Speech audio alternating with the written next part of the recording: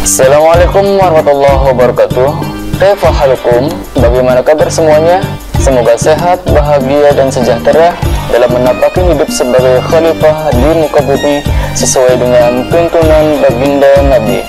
Siswa-siswi hebat, bapak ibu guru hebat, masyarakat Indonesia hebat, dukung kami, support kami agar kami tetap terus berkarya dan terus berkarya untuk mencerdaskan anak bangsa. Assalamualaikum warahmatullahi wabarakatuh.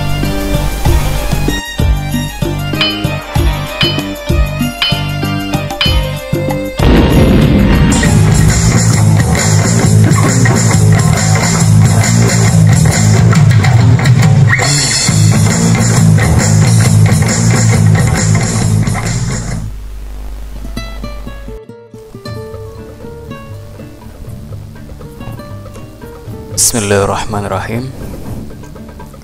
Kita lanjutkan kembali materi pendidikan agama Islam dan budi pekerti kelas 10 SMK. Kita buka materinya di KD 3.1. Kemarin kita sudah membahasnya dan sekarang yang akan kita bahas adalah di KD 3.2, yaitu menganalisis Quran Surah Al-Isra ayat 32 dan Quran Surah An-Nur ayat 2 serta hadis tentang larangan pergaulan bebas dan perbuatan zina. Menu materi. Kita coba untuk membuka di menu materi ini di KD 3.2. KD 3.2 membahas tentang larangan pergaulan bebas dan perbuatan zina.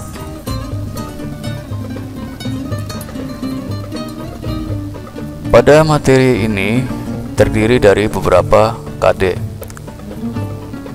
Yang pertama yaitu KD 1.1 meyakini bahwa pergaulan bebas dan zina adalah dilarang agama. KD 2.2 menghindarkan diri dari pergaulan bebas dan perbuatan zina sebagai pengamalan Quran Surah Al-Isra ayat 32 dan Quran Surah An-Nur ayat 2 serta hadis terkait. KD 3.2 menganalisis Quran Surah Al-Isra ayat 32 dan Quran Surah An-Nur ayat 2 serta hadis tentang larangan pergaulan bebas dan perbuatan zina. KD 4.2.1 membaca Quran Surah Al-Isra ayat 32 dan Quran Surah An-Nur ayat 2 sesuai dengan kaidah tajwid dan makharijul huruf. KD 4.2.2 mendemonstrasikan hafalan Quran Surah Al-Isra ayat 32 dan Quran Surah An-Nur ayat 2 dengan fasih dan lancar. KD 4.2.3 menyajikan keterkaitan antara larangan berzina dengan berbagai kekejian atau fahisyah yang ditimbulkannya dan perangai yang buruk atau sa'asabila sesuai dengan pesan Quran Surat Al-Isra ayat 32 dan Quran Surat An-Nur ayat 2.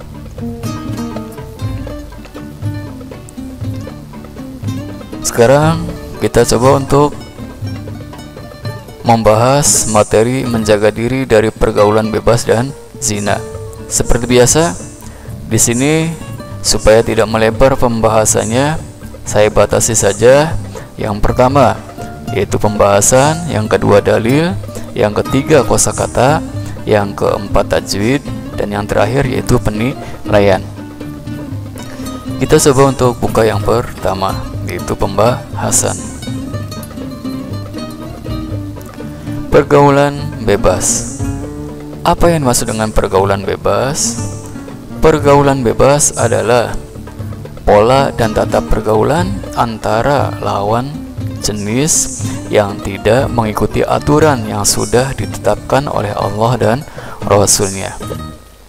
Jadi di sini tidak ada batasan antara laki-laki dan perempuan, ya. Jadi tidak ada jarak. Kalau semisalkan terjadi, berarti di sini dikatakan sebagai pergaulan bebas, ya. Nah, dari pergaulan bebas, ya, apabila laki-laki dan perempuan tersebut tidak ada jarak atau batas antara laki-laki dan perempuan, nanti yang dikhawatirkan adalah akan muncul yang namanya perbuatan zina. Apa itu zina? Zina yaitu hubungan kelamin yang dilakukan laki-laki dan perempuan di luar jalur pernikahan, ya. Jadi yang dimaksud dengan zina adalah hubungan kelamin yang dilakukan laki-laki dan perempuan di luar jalur pernikahan, ya, atau hubungan suami istri, ya, di luar jalur pernikahan. Itu yang dimaksud dengan zina. Zina itu dibagi menjadi dua. Yang pertama yaitu zina muhson. Zina muhson yaitu zina yang dilakukan oleh orang yang sudah pernah menikah secara sah. Jadi kalau misalkan orang yang sudah pernah menikah secara sah kemudian melakukan hubungan intim atau hubungan kelamin, maka dikatakan sebagai pezina muhson. Kemudian yang kedua, zina yang kedua yaitu zina ghairu muhson. Zina ghairu muhson adalah kebalikan dari zina muhson, yaitu zina yang dilakukan oleh orang yang belum pernah menikah. Jadi zina yang dilakukan oleh orang yang belum pernah menikah secara sah, ini dikatakan sebagai pezina ghairu muhson. Bagi pezina muhson ataupun pezina ghairu muhson, di sini pasti akan menerima yang namanya sanksi. Sanksinya apa saja? Sanksinya yaitu yang pertama, bagi pezina muhson, sanksinya adalah didera 100 kali dan dirajam, ya, dicambuk 100 kali dan dirajam sampai mati. Ini adalah hukuman bagi pezina muhson, sangat berat, ya. Hukuman bagi pezina yang sudah pernah menikah secara sah yaitu didera atau dicambuk 100 kali dan dirajam sampai mati. Itu di dalam hukum Islam. Kemudian sanksi yang kedua yaitu sanksi yang ditujukan kepada pezina ghairu muhson. Apa itu sanksinya? Sanksinya yaitu didera 100 kali dan diasingkan selama 1 tahun. Jadi kalau misalkan dilakukan oleh orang yang belum pernah menikah, sanksinya adalah didera atau dicambuk 100 kali dan diasingkan selama 1 tahun. Kemudian sanksi bukan hanya ditujukan kepada pezina muhson dan ghairu muhson, tetapi bisa juga ditujukan kepada siapa? Ditujukan kepada orang yang menuduh berzina. Orang yang menuduh berzina juga bisa mendapatkan sanksi atau hukuman, ya, kalau semisalkan apa yang dituduhkannya ini tidak terbukti atau tidak benar. Sanksinya apa? Yang pertama, apabila penuduh tersebut atau orang yang menuduh tersebut adalah orang yang merdeka, maka sanksinya adalah didera 80 kali atau dicambuk sampai 80 kali. Kemudian yang kedua yaitu sanksi bagi orang yang menuduh, sementara orang yang menuduh tersebut adalah hamba sahaya atau belum merdeka, maka hukumannya adalah didera 40 kali. Ya, jadi kalau misalkan dilakukan oleh orang yang belum merdeka atau hamba sahaya, hukumannya atau sanksinya adalah dicambuk atau didera berapa kali? 40 kali. Itu adalah sanksi bagi orang yang menuduh berzina. Dalil Al-Quran kaitannya dengan pergaulan bebas dan zina. Dalilnya ada di dalam Al-Quran, Quran Surat Al-Isra ayat 32 dan Quran Surat An-Nur ayat 2. Nah, kita buka yang pertama, yaitu Quran Surah Al-Isra ayat 32. Saya akan bacakan. A'udzu billahi minasyaitonir rajim. Bismillahirrahmanirrahim. Wala taqrabuz zina innahu kana fahishatan wa sa'a sabila. Ya, ini adalah Quran Surat Al-Isra ayat 32. Artinya, dan janganlah kamu mendekati zina. Sesungguhnya zina itu adalah suatu perbuatan yang keji dan suatu jalan yang buruk.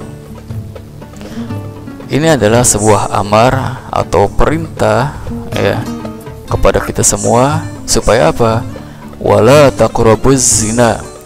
Dan janganlah kamu semuanya mendekati apa yang namanya zina atau perbuatan-perbuatan yang mengarah pada perbuatan zina. Jangan sampai didekati oleh kita. Karena apa? Innahu kana fahisyatan wa sa'a sabila.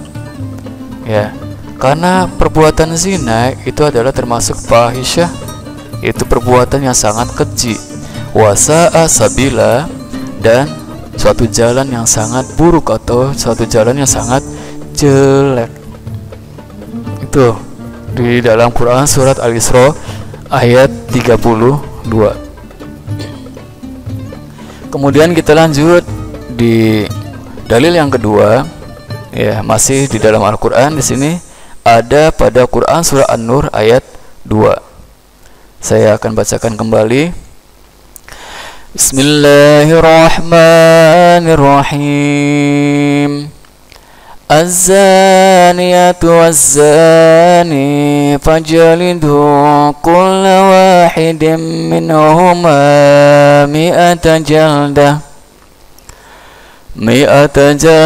wa la ta'khudhukum bihima ra'fatun fi dinillahi in kuntum tu'minuna billahi wa yawmil akhir wa yashhad 'adzabahuma ta'ifatun minal mu'minin. Ya, jadi di dalam Quran Surah An-Nur ayat 2 ini masih kaitannya dengan pergaulan bebas dan zina. Ya, tentang zina di sini. Az-zaniyah itu pezina perempuan, wazani dan pezina laki-laki. Fajlidu kulla wahidin minhuma mi'ata jaldah. Ya, maka deralah, maka cambuklah kulla wahidin, tiap-tiap satu minhuma dari keduanya, berapa cambukan, berapa deraan? Mi'ata jaldatin, yaitu 100 cambukan atau 100 dera.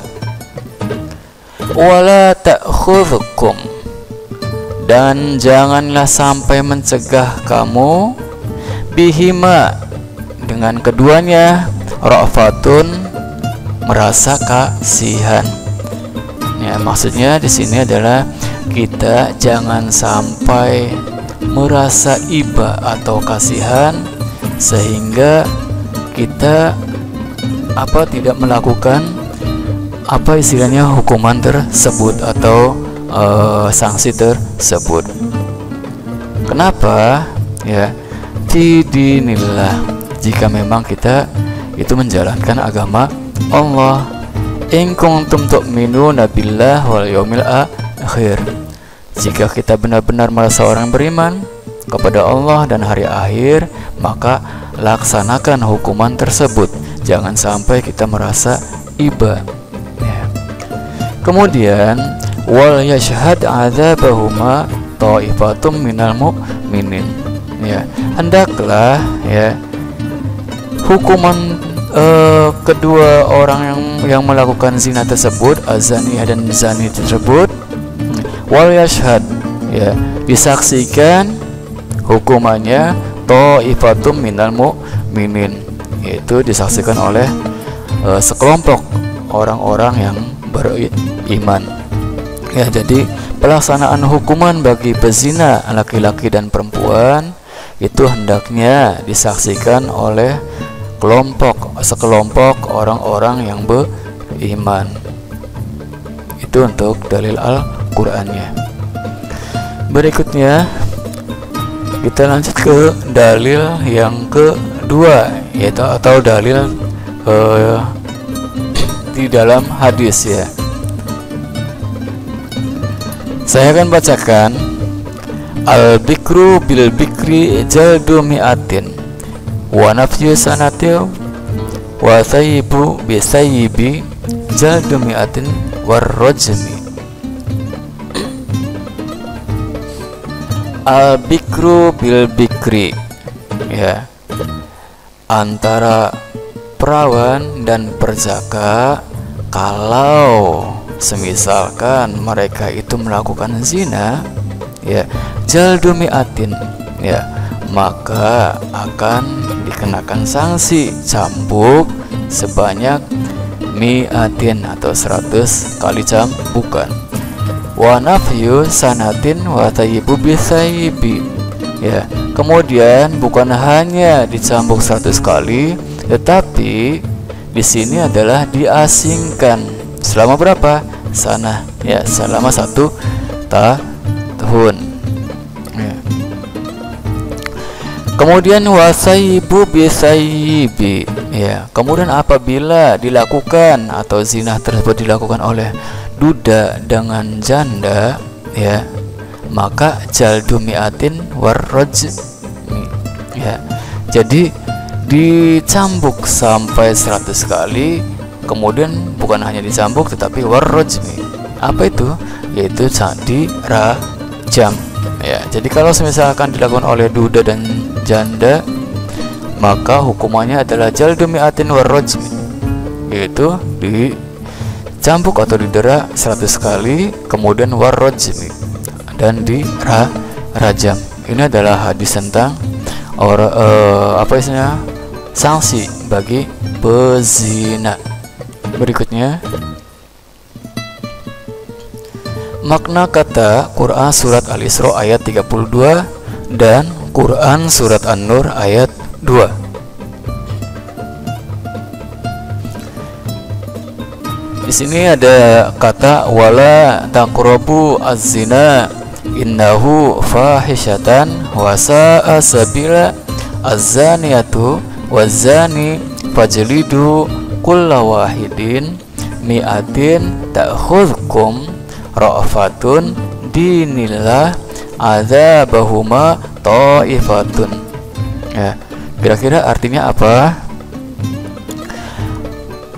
Wala artinya dan janganlah, taqrabu kamu semua mendekati, az-zina perbuatan zina, innahu sesungguhnya zina, fahisyatan yaitu perbuatan keji, wasa'a sabila artinya dan jalan paling buruk atau paling jelek, az-zaniyatu artinya adalah pezina perempuan, waz-zani yaitu pezina laki-laki, fajlidu artinya maka deralah mereka, kulla wahidin artinya adalah tiap-tiap satu atau masing-masing, mi'atin atau artinya adalah 100. Ta'khudkum artinya sampai menimpa kamu. Ra'fatun artinya merasa kasihan atau belas kasih. Dinillah artinya menegakkan agama Allah. Azabahuma artinya adalah pelaksanaan hukuman keduanya. Ta'ifatun artinya sekelompok atau sekumpulan atau sebagian orang. Ini adalah makna kata Quran Surah Al-Isra ayat 32 dan Quran Surat An-Nur ayat 2. Tajwid. Sekarang saya akan coba untuk membahas kaidah tajwidnya, tetapi tidak semuanya. Yang akan saya bahas adalah yang saya kasih warna kuning dan saya kasih garis bawah. Pada Quran Surah Al-Isra ayat 32, di sini ada kaidah tajwid, ya. Sa'a, ya. Di sini sa dibaca panjang, ya. Kalau sa-nya saja, ini adalah mad asli atau mad bi'i. Tetapi perhatikan di sini di depannya yaitu ada hamzah. Hamzahnya masih dalam satu kalimat, ya. Berarti di sini sa'a adalah mad wajib muttasil. Wasa'a itu cara membacanya panjang. Kemudian sabila, sabilan, ya. Di sini ada ya sukun, ini adalah mad tabi'i, bi dibaca panjang sabi. Nah, ini adalah mad tabi'i atau mad asli. Kemudian lan di sini karena berada di akhir suatu ayat, maka di sini yang tadinya lan kemudian kita baca menjadi la. Yang tadinya sabilan kita baca sabila, ya. Berarti la di sini ini adalah mad iwad. Kita lanjutkan berikutnya di dalam Quran Surah An-Nur ayat 2. Fajlidu, di sini ada qalqalah. Kita tahu bahwasanya qalqalah ada dua, qalqalah sugro dan qalqalah kubro. Nah, tinggal kita di sini pilih apakah ini qalqalah sugro atau qalqalah kubro, ya. Qalqalah sugro itu biasanya ditandai dari huruf qalqalahnya yang sukun, ya. Nah, ini sukun. Sementara huruf qalqalahnya mana? Yaitu jim. Huruf qalqalah kita sebutkan ada berapa? Qaf, to, ba, jim, dal. Ya. Ulangi lagi. Atau misalkan kita pengen hafal supaya cepat hafal, ya baju di toko, ba, jim, dal, to, qaf. Nah, di sini adalah jim. Maka ketika jim ini sukun, ini dinamakan apa tadi? Qalqalah sugro, ya. Biasanya qalqalah sugro masih berada di tengah-tengah, ya, ayat atau kata atau kalimat, ya. Ya, berarti ini fajlidu, karena ini jimnya adalah qalqalah harus dipantulkan. Fajlidu, berarti jim di sini adalah qalqalah sugro.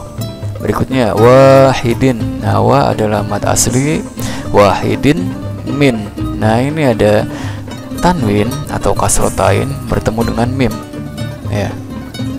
Ini sudah dibahas kemarin-kemarin, ya. Lihat di depannya ada huruf mim dan sukun, fathatain, kasrotain, domatain. Di depannya ada huruf mim. Nah, di sini adalah kasrotain. Ya, ini adalah hukum bacaan apa? Idgham bi gunnah. Betul. Berikutnya minhuma, ada nun sukun, kemudian di depannya ada huruf H. Dibacanya jelas, bukan minhuma tetapi minhuma. Nah, ini adalah idhar. Huruf idharnya mana? H. Ya, ini adalah huruf idharnya, dibaca jelas. Kemudian dilanjutkan jaldatin wala. Nah, ini sama nih. Ini kasrotain, di depannya mim. Ini kasrotain, di depannya wawu.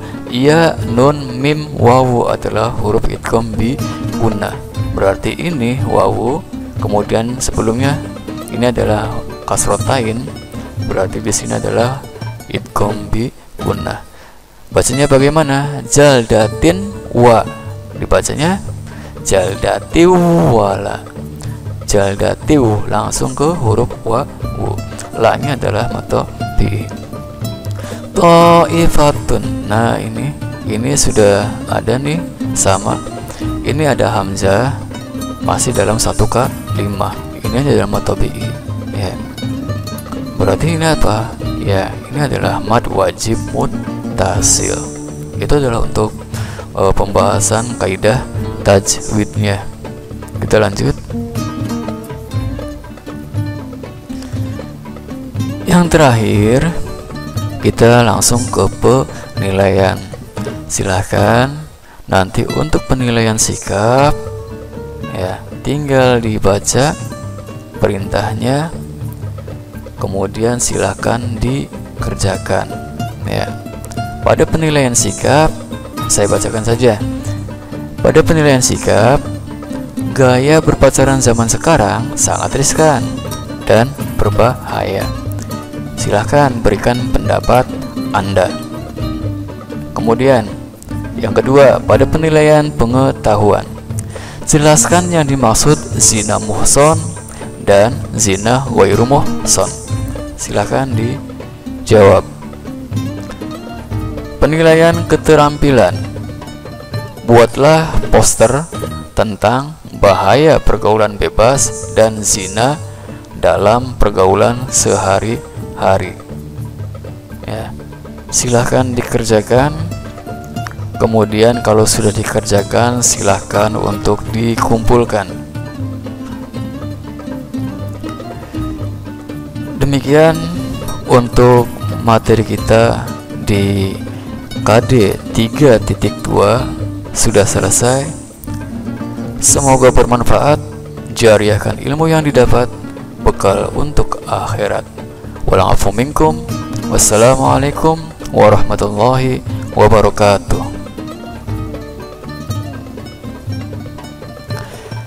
Untuk pertemuan berikutnya, kita langsung ke KD 3.3, membahas tentang Asmaul Husna.